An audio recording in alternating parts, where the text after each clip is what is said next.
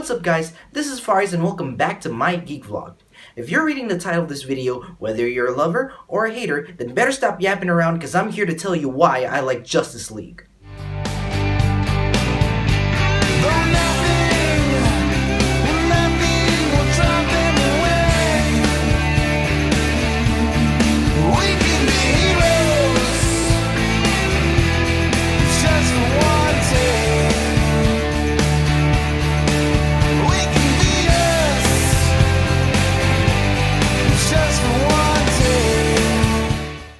Justice League is now available on Blu-ray and digital downloads. This movie is basically a game changer to the DCEU. When I saw this movie for the first time with my buddy, we were both blown away of how good it was. It was enjoyably fun, action-packed, lighter, hopeful, optimistic, and it makes us come back for more. We've seen the film 6 times in trying to get an understanding of what the film wanted to be and its problems. The plot of this movie is so simplistic that you even get it before watching the movie. Invasion is upon us, one man recruits heroes gathering the team, bring back hope, stop the invasion, save the world, there you go. Now that was just the overall plot, but when you look at the narrative of the film, it was kind of a mess. You got some scenes from the trailers that didn't make it into the movie, you got a scene that would have resolved the story from previous movie, you got villain scenes as well as his lines that got cut out, a flashback scene that should have been played at the beginning of the movie, but that's just me, the backstory of one League member, and you even got some scenes where it might have filled in the narrative but gets cut out of the movie. But with those mess, you can't deny the fact that the actors are the highlights and the ones who stole the movie. From Ben Affleck, who's great as Batman, Henry Cavill, who finally gives his best portrayal of Superman, and Gal Gadot, who's great as Wonder Woman. Beside the cast from previous films who came back for this movie, we also got new cast and characters who made a cameo from previous movie gets to shine here. Ezra Miller gives a different portrayal of Barry Allen the Flash. I know he would have made a great Wally West because he's the youngest cast, but keep in mind that Barry Allen in this movie hasn't referred to as the Flash, and he's not a forensic scientist until the end of the movie. He's a student at the Central City University. I honestly like this portrayal of Barry Allen. He's young, energetic, funny, and he does sometimes remind me a bit of Barry Allen and Wally West from the Justice League animated. Oh, awesome! As a bat signal, that's your... Hey, that's a giant dinosaur. You see what I'm saying? It's a hybrid character of Barry Allen and Wally West. Jason Momoa is badass as Aquaman. I was worried that they're gonna make the character too much of a surfer bro, but in this movie, Aquaman is a badass, and he has great interactions with the rest of the League members when he's Arthur Curry, and fighting alongside when he's Aquaman. I'm so stoked to see a solo film, and I hope that his character is becoming more fleshed out than he was in this movie. Ray Fisher is great as Cyborg, even if it's not in it that much. He's the character that started out as a guy struggling to live with his abilities, but in the end, he fits with the rest of the League being a team player. At a time, his character seems mysterious. I do wish there were scenes of his past where we get to know more about him, as well as learning his abilities before joining with the rest of the League. Yes, those scenes does exist, and it gets cut out at the last minute by Warner Brothers. We'll get to that when we get to that. Every time watching the actors perform together as well as the movie, it kind of reminds me of Bruce Timm's Justice League Animated and Jeff Johns' Justice League New 52 Volume 1, which was loosely based off All in One. All of these actors, with their talents, bring great dynamic to the film, and they have good chemistry when they were in action, outside of costume, and even fighting the villain. Speaking of villains, do I even have to say anything about Steppenwolf being the villain in this movie? He was just meh. He was written to be a generic big burly bad guy with PS3 graphics with a plan to conquer. I'm pretty sure his plans are more than just conquer and saying mother throughout this whole movie. I love the actor that plays him, but I wish they could have written better for the actor and not for what the studio wants. I mean, this is Kieran Hines. If he plays a villain, his character should have been written better in this movie. But unfortunately, with the rewrites going on with his characters, he becomes a weakly written villain. On the side note, Kieran Hines did the motion capture performance for the role on a whole different set, and didn't have any interaction with any Justice League members.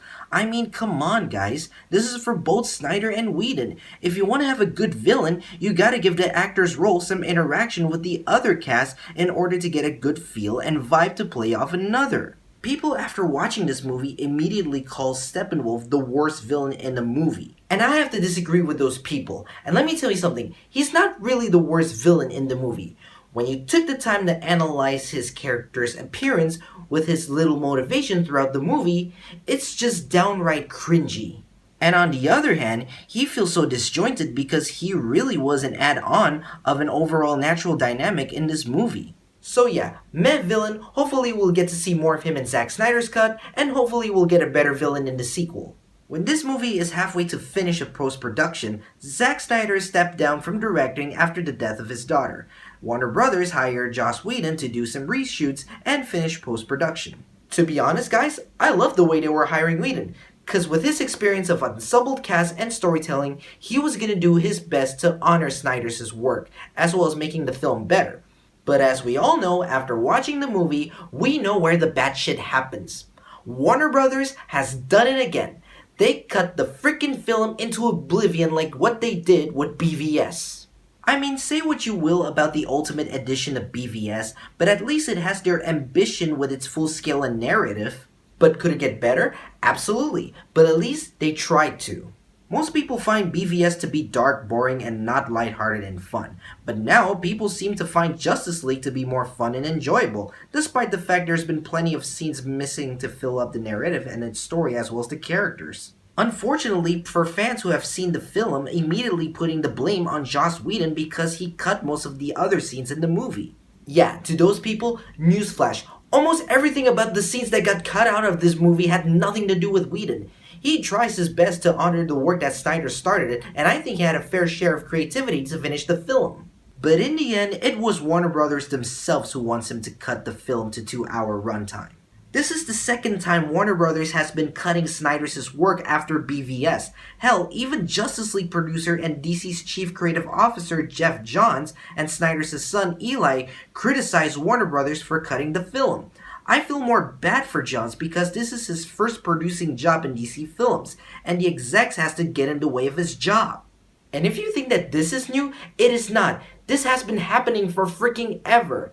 In fact, let's go back to 1979 when Superman 2 was in production. Richard Donner has filmed 95% of the movie, and when the decisions made by Warner Brothers, they decide to fire Donner and replace with another guy named Richard.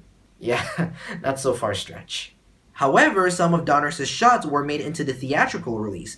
People at the time never know which was Donner's shot as well as his vision for the film. This is why fans have to wait 26 years to get a definitive version of Superman 2 called the Richard Donner cut. Boy, does that sound familiar? Look, most of the good comic book films distributed by Warner Brothers were great because they didn't get in the way. Look at Donner's first Superman film. They didn't get in the way, they let him create. Look at Burton's first 2 Batman films. They didn't get in the way and they let him create. Look at Snyder's work at 300, Watchmen, and Man of Steel. They were great because they let him create. They let Nolan create with the Dark Knight trilogy. And they even let Patty Jenkins create with Wonder Woman. So after all the bullshit that ever happened to DC films getting cut out, studio creative differences, or even freaking Catwoman, which was shit, Warner Brothers couldn't stop themselves from getting their own freaking way to screw up filmmakers' work that they hire in the first place. Jeez. After screwing up Snyder's work for the second time, Warner Brothers should have known better. They should have let the DC film production team doing all the creative work instead of theirs. I'm just gonna say that Warner Brothers execs are a bunch of gritty dicks. Now, I don't know in time if Warner Brothers will change after this whole film cut fiasco. No matter what happens in Hollywood or any film studio, there will always be a studio interference. To Warner Brothers and CEO Kevin Tsujihara, I say this.